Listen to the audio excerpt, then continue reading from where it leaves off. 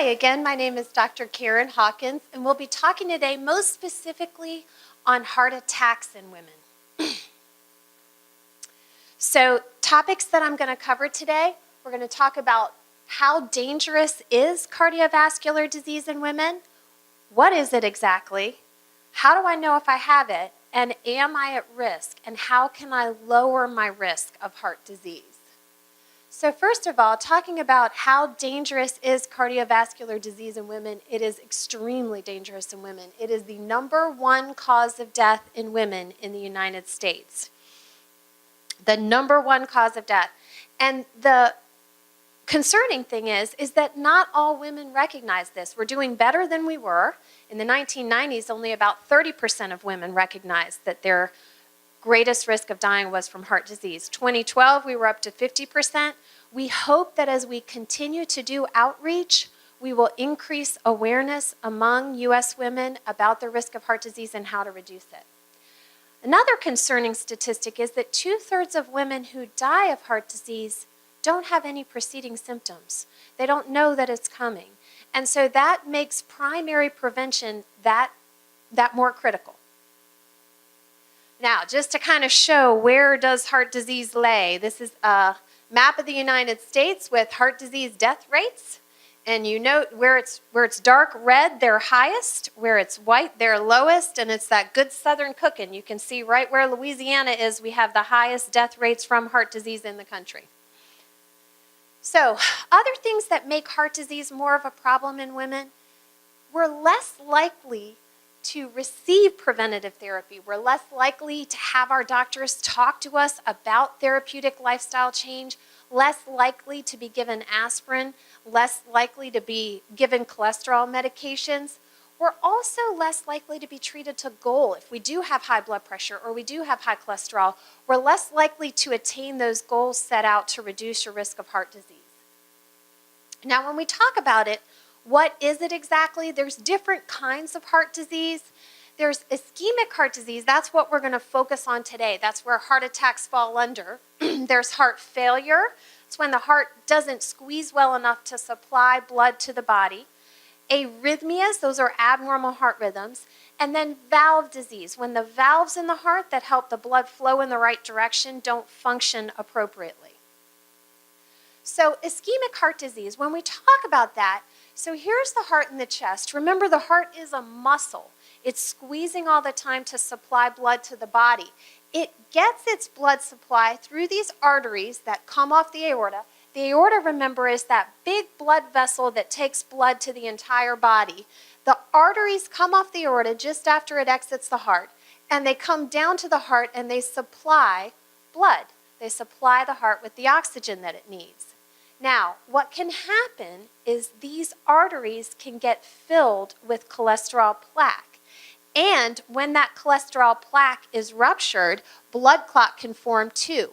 When this happens, you have an artery to the heart that no longer brings blood. That area of heart behind it loses its blood supply, and those heart muscle cells die.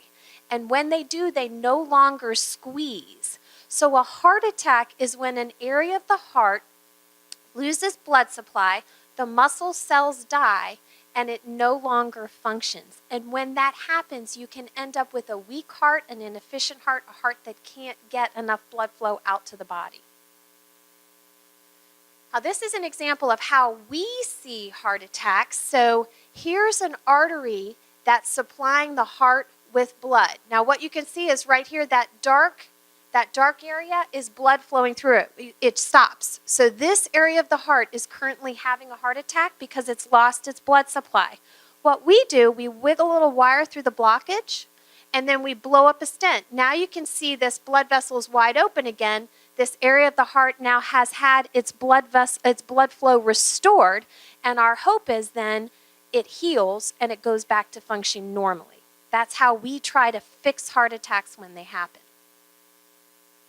Now, interestingly, in women, the way we lose blood supply to the heart is often not that straightforward. Here you have a big blood vessel that you can easily stent.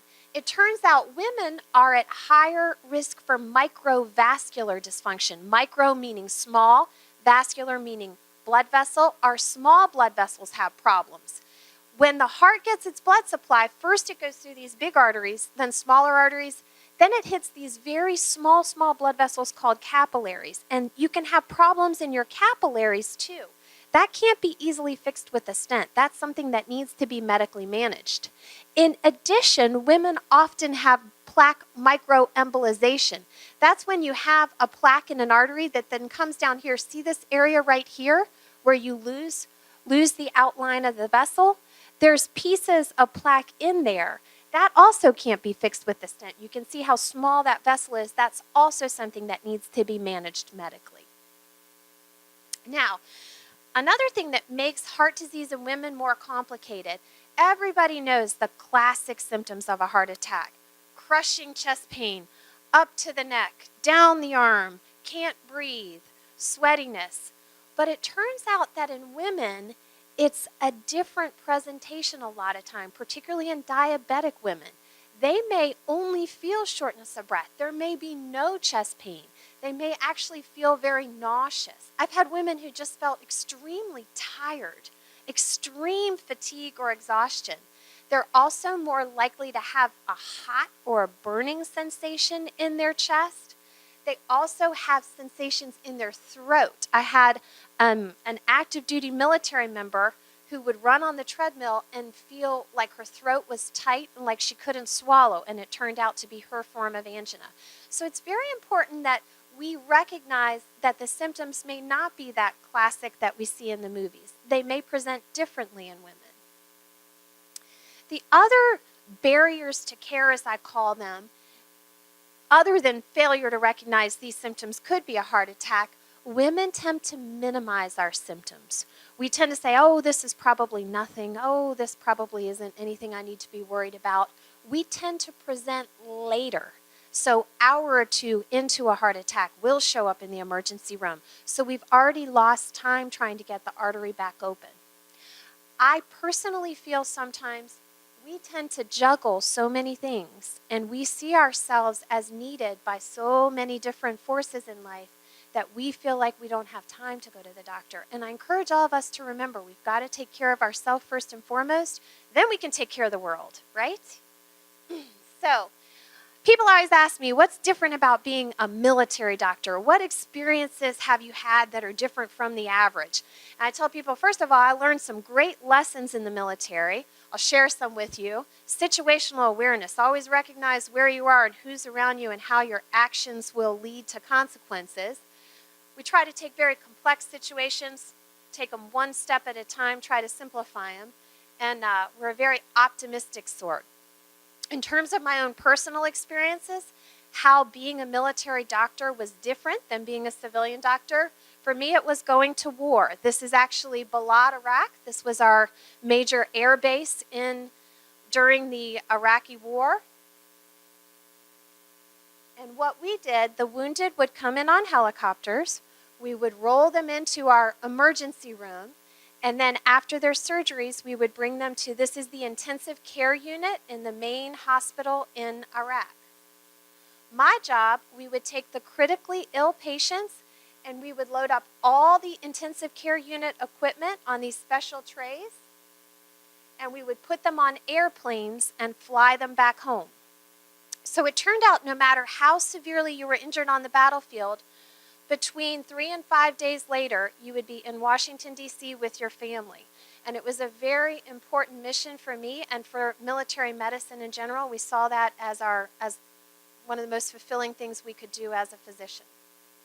This is Landstuhl Regional Medical Center. This is the Army's big hospital. My job was to get the patients to there, and then different teams would take them back to the United States. So back to women and heart disease. Am I at risk? I want to talk about some of the big risk factors of heart disease. So diabetes, we're going to talk about that. Smoking, obesity and being overweight, physical inactivity, hypertension, that's just our fancy name for high blood pressure, hyperlipidemia, fancy name for high cholesterol, and some new risk factors that we're just starting to recognize. Diabetes. This is an extremely potent risk factor in women. It's more common in Black and Hispanic women. It may be more of a risk factor in women than in men. Our risk of heart disease is increased 44% higher than men when we both have diabetes. There may be some thought that we are more prone, especially to those small blood vessels clamping down, that microvascular disease, and that diabetes has a direct effect on that. There's also concerns that women in general have higher risks of blood clotting, that our blood is thicker than men's, and diabetes has a direct effect on that. The other thing to remember, there's this prediabetes.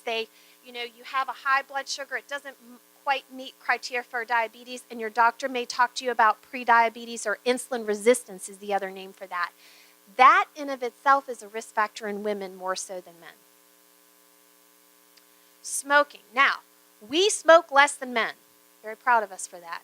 That being said, when we do smoke, it increases our risk of heart disease more than it does so in men, particularly in young women on birth control pills or in the younger women who are on hormone replacement therapy. The combination of those hormone tablets and smoking increases the risk greatly, and that's something to bear in mind. Being obese and overweight. In the United States right now, 2/3 of women are obese or overweight. It is an epidemic. And once again, when we are obese and overweight, it increases our risk for heart disease more so than in men. Now, there is some thought, so where you carry your weight does decrease or increase your risk. Carrying it down around your hips is thought to be less risky than when you have it up in your belly. Now, that's ongoing research, and of course, one study says it's lower risk, one study says it isn't. But it is something to consider. I often get the question, what diet should I use? There are so many diets out there. What I tell people is, try to pick a diet that you can eat the rest of your life. So it's very tricky when you get on a diet of strange food to try to maintain that. What I see is you get on the diet of strange food, lose weight, and then once you've lost weight, you want to go back to eating the way you did before. You can't eat strange foods for 50 years, and then the weight comes back. What cardiologists now really look at as a favorable diet is what's called the Mediterranean diet. This is the one where we have some actual evidence, some actual studies that being on this diet reduces your risk of having heart disease. There is a meta-analysis relatively recently, 1.5 million healthy men and women, that was associated with a reduced risk of heart disease and, heart death, of cardiovascular mortality, and death overall, possibly because of a reduced risk of cancer. Now, just in December 2018, we had a prospective cohort study coming out in only women, where we saw the same risk reduction. In particular, a 1/4 relative risk reduction in heart disease events. Now, that's not just death, that's death or heart attack. They looked at both. But that's a pretty good reduction. Now, what is the Mediterranean diet? Here's what I tell people. We try to keep it simple. Lower red meat once a week. Increase fish twice a week. Increase fresh vegetables and fruit. I tell people try to do 3 servings of fresh vegetables a day. What I've started doing is I put a little bag of carrots next to my computer, and when I'm doing my notes and stuff at work, I munch on carrots as my snack. They also talk about increasing your nut intake and legumes. I actually, when this diet first came out, I said, well, I don't think I've ever eaten legumes. Legumes are peas, chickpeas, soybeans, and lentils. And there are some things that you can use in recipes that are not foreign food. They're coming out with more and more plant-based, high bean content, things that you can eat that are fun recipes to eat, and you can actually feed children. I tell people, munch on almonds and cashews. Those are a great snack too. Try to reach for those instead of reaching for the chips. Butter. try not to cook with butter. Try to cook with olive oil. And some people say, well, olive oil tastes funny. And it does, but you can use the lighter tasting olive oil. You can cook eggs, vegetables in that with spice, and there's no olive taste to it. The other thing is trying to minimize the salt. Tony Chachere's actually has a no salt substitute that's delicious that you can use for either meat or vegetables. Now, red wine, we do not prescribe red wine. And for women, we have to remember that half a glass per day is considered a serving. That's all they recommend. But for those who like red wine, it's seen as a favorable part of the Mediterranean diet. Physical inactivity is a risk factor for heart disease. And what we look for, and I tell people, keep it simple. Make it something you like. You know, if you go out and walk as fast as you can for half an hour a day, that reduces your risk of heart disease, good for the bones, reduces risk for osteoporosis, good for the blood pressure, good for the cholesterol, good for the soul. Actually, it's been shown to reduce the risk of depression and that sort of thing. There's also some evidence that regular exercise reduces the risk for memory loss. So I tell people, you know, just get moving. Don't make it more complicated than it has to be. We don't have to be she women at the gym. We can just do a brisk walk and get all the health benefits of exercise. I also tell people anything is better than nothing. Park, and when you're going to the grocery store, park further out so you have to walk further in. I tell people take the steps, not the elevator, particularly if it's only 1 or 2 floors. And then if you are at work and that sort of thing, try to walk to lunch, try to walk to places. Take the steps down to where the little restaurant is or such, so that you're constantly in motion. Hypertension, that's our fancy name for high blood pressure, tends to occur later in women, and it tends to be tied to menopause. I can't tell you how many times I see women in their late 50s and they say, my blood pressure's always been normal. I've always had low blood pressure. And here, over the last 2 or 3 years, my doctors keep telling me I have high blood pressure and I don't know what happened. And I tell them, you know what, I'll tell you what happened. You went through menopause. Because it turns out that estrogen may have a favorable effect on dilating blood vessels. And when we lose it, there comes the high blood pressure. It's much more common in elderly women. And the problem is, especially in women over the age of 80, we don't always aggressively treat to goal. Only about 23% of women in one study were at their goal blood pressure. So I tell people it's important to know what the goals are. What are the goals for blood pressure? Now, these goals all changed in 2017. So the new goal for all of us is to have our blood pressure 120 over 70 or less. Now, if you have blood pressure between 120 over 70 and 130 over 80, it's not considered high blood pressure. It's, mildly elevated, just something to keep an eye on. Nowadays, though, if your blood pressure is over 130 on the top number, over 80 on the bottom number, you have been diagnosed with high blood pressure consistently. We don't base anything off of one measurement. Now, that doesn't always mean it's time to get on medicines. We base, and this is a very busy slide, but what I want to point out is we base the decision about medicines on your 10-year risk of having heart disease. If you are high risk, we really want that blood pressure under 130 over 80, we'll try lifestyle first, but then we may consider a medicine. If you're low risk for heart disease, though, we're going to emphasize the lifestyle modifications. So now, 140 over 90, if you're consistently over 140 over 90, you're going to land yourself on a medicine. But that 130 over 80 to 140 over 90 range is kind of a range where we keep an eye on things and we emphasize lifestyle modifications. Now, speaking of, it's really remarkable how much lifestyle can change your average blood pressure, and in particular weight loss.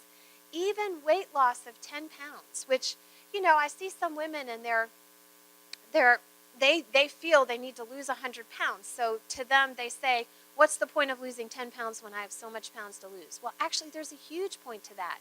Even 10 pounds can take 5 to 10 millimeters of mercury off your blood pressure. Loss of 20 pounds can take 5 to 20. So it's always important to consider weight loss. Don't get overwhelmed. Small amounts of weight loss can have a huge impact on your long-term health. The low salt physical activity, you can see how much that in of itself can impact blood pressure. And then things like stress reduction can, just trying to find ways, and if anyone has a good way of dealing with stress, let me know. I struggle with the same thing, but I tell people, let's all try to find ways to relax. Let's recognize that we need to find a calm, a zen, because that in of itself can lower blood pressure and can lower our long-term risk. Low salt in Louisiana is always a challenge. I mention this now because we're headed into crawfish season. And I tell people those crawfish boils, that's a lot of salt. Be careful. I see a lot of heart failure and high blood pressure right around crawfish season. Now, hyperlipidemia, high cholesterol. That's our fancy name for it. Again, we see this develop after menopause. I see a lot of women, they say, my cholesterol's always been fine. I don't understand why it's suddenly high. And again, late 50s, I ask them, when did this start happening? Well, the last 2 to 3 years. I tell them, it's probably menopause. When we lose our endogenous hormones, a lot of that protection, we find that cholesterol goes up. We are, as a group, women are less likely to be treated adequately. We're also less likely to take medications, in part, I feel like, because people will tell me, I don't understand why I'm on a cholesterol medicine. I've never had high cholesterol. That's why I think it's very good to know your numbers. Know what the goals are. Now, part of knowing the goals are is recognizing total cholesterol is not very helpful because there's different kinds of cholesterol. There's HDL, there's LDL, and there's triglycerides. LDL is the one that clogs up the arteries. HDL is the one that actually removes cholesterol from the arteries. So your total is made up of both. And I put these 2 cholesterol profiles up here to emphasize that. Look, the total on both of them is 200. On the first one, the LDL is 170 and the HDL is 20. That's high risk to have an LDL that high, to have the good cholesterol that low. When you look over at this one, the LDL is only 100, the HDL is 90, even though the totals are the same. This is low risk, this is high risk. So it's important to know all of your cholesterol, not just the total. We, cardiologists, looking to prevent heart disease, hone in on the LDL. And this is why, as your LDL goes up, your risk of having heart disease goes up exponentially. So this is a very busy slide. This is how we decide primary prevention. Now there's 2 different preventions, right? Primary prevention means you don't have any heart disease. I'm trying to prevent you from developing heart disease. This is how we decide if cholesterol medicines, namely statins, are going to be helpful, primary prevention. And so much depends on your risk of heart disease. That's why, and I heard from the previous group, there's a group out there helping you calculate your 10-year risk of heart disease. Because that's what we use to determine whether or not you need to be on a cholesterol medicine. Now, if your LDL is over 190, if it's that high, over 190, you automatically are high risk. If you have diabetes and you're over the age of 40, automatically you're high risk. Those 2 groups automatically are recommended cholesterol medicines. Now, if you're not in those 2 groups, you fall somewhere in this category, and it's an important conversation to have with your physician how high risk you are and whether a cholesterol medicine is recommended. Now, when you talk about secondary prevention, that means you already have heart disease, you've had a heart attack, you've had bypass surgery, you have a stent, you have blockage in your arteries. We know about it already. That's an automatic indication to treat your cholesterol, because that's one thing we can do to try to prevent blockage from recurring or from getting any worse. Now, I want to point out, you have heart disease, all of these include a statin, and that's my next topic. Statins. Now, you may have not heard of the medication class statins. That is our #1 treatment for cholesterol. Cardiologists in particular almost always recommend statins as the first-line therapy for cholesterol. And they have a very bad reputation in the community. And I want to just take a minute to say there is a bottom line to this class of medications. The bottom line is they have been shown consistently to reduce risk of death and of recurrent heart attack in people who have heart disease, and they have been shown consistently to reduce risk of death and heart attack in patients at high risk for heart disease. There is a low percentage of patients who have side effects. Specifically, there's a muscle problem that can happen in less than 5% of people, and there's liver irritation that can happen in less than 5% of people. But everybody knows that one person who had that problem on the statin. Have open communication with your physician. If you are unwilling to take them, make sure your physician knows that. There's creative dosing. You can talk about getting on a lower dose than what we'd recommend. There are, I just encourage everyone to be very open about their thoughts on getting on statins if you are recommended to take one by your physician. Don't automatically be afraid of them. Don't, I have some patients who say, well, my doctor was they really wanted me to take the medicine, but I'm terrified of these medicines, so I just didn't take them, and I just didn't tell them because I didn't want to, I didn't want to argue, and just be open and honest, because there are alternative medicines that may not lower the risk as much that we could offer. Again, creative dosing, lower dosing. There's ways we can work together to reduce the risk of heart disease. So now we're going to talk about some new novel risk factors that everybody doesn't know about because we're still learning about them. And particularly pregnancy-related one, because of course women are the only ones that get pregnant. If you've had a baby early, preterm delivery, it turns out that your risk of heart disease might be elevated later in life. Also, gestational diabetes and gestational hypertension. What that means is before you got pregnant, you had no diagnosis of high blood pressure or no diagnosis of diabetes. During your pregnancy, you got those problems. You were either diabetic or you had high blood pressure. And then after your pregnancy, those problems went away. Well, it turns out if you had gestational diabetes, you are at higher risk later in life to have diabetes. You're also fourfold increased risk of having heart disease later in life. Same with gestational hypertension. If you had gestational hypertension, you're at higher risk later in life to have high blood pressure and about twofold increased risk to have heart disease. So those are important things to mention to your physician when you come in if you had those problems. Lastly, the weight gain of pregnancy. It turns out that if by 1 year you didn't lose your pregnancy weight, you're at risk to carry that weight with you through your life. So that's another thing to kind of keep an eye on for women. Autoimmune diseases. So autoimmune diseases, for those that don't know, they're diseases where your body attacks your body. You build up antibodies that attack your body. Two very common autoimmune diseases are lupus and rheumatoid arthritis. And it turns out those two illnesses increase your risk of heart disease throughout your life. Lupus by 10 to 50-fold and rheumatoid arthritis by 2 to 3-fold. So that's something to always mention if you're in your physician's office, particularly if you're referred to cardiology.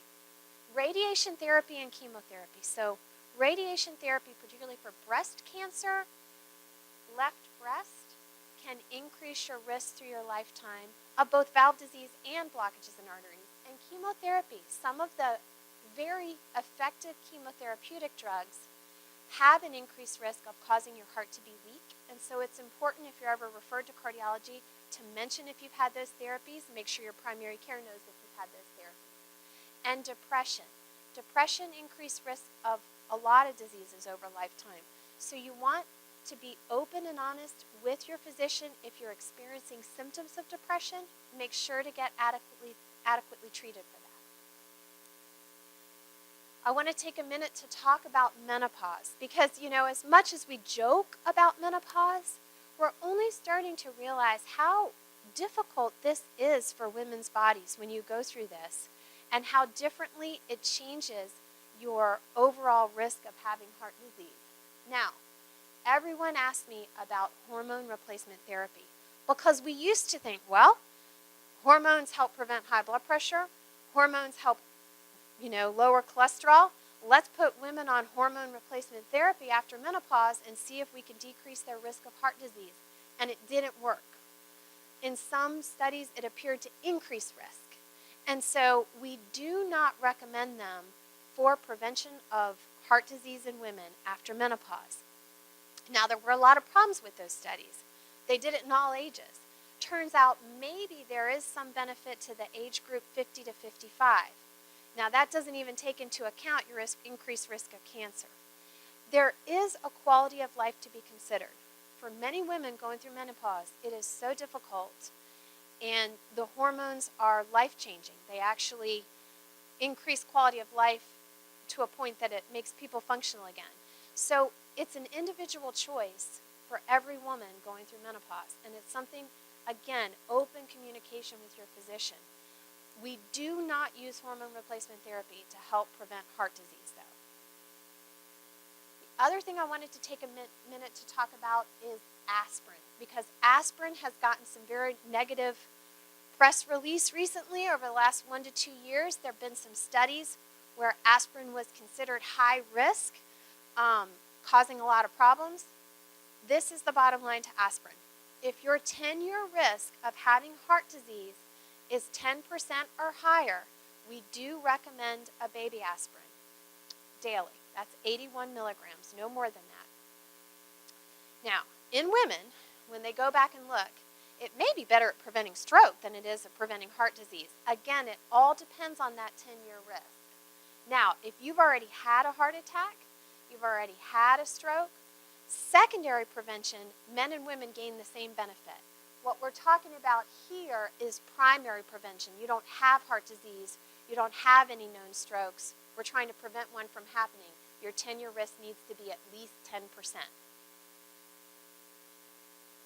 So, in conclusion, we're going to recognize the danger of heart disease in women. It's the #1 killer of women in the United States.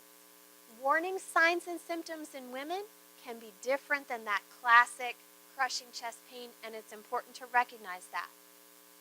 I tell people, if you're having new symptoms, go and get them checked out. We do have time to go to the doctor. We need to make time to take care of ourselves. Again, if we don't take care of us, we can't take care of the rest of the world. Risk factors in women need to be aggressively recognized and managed because they carry a higher risk of heart disease than in men.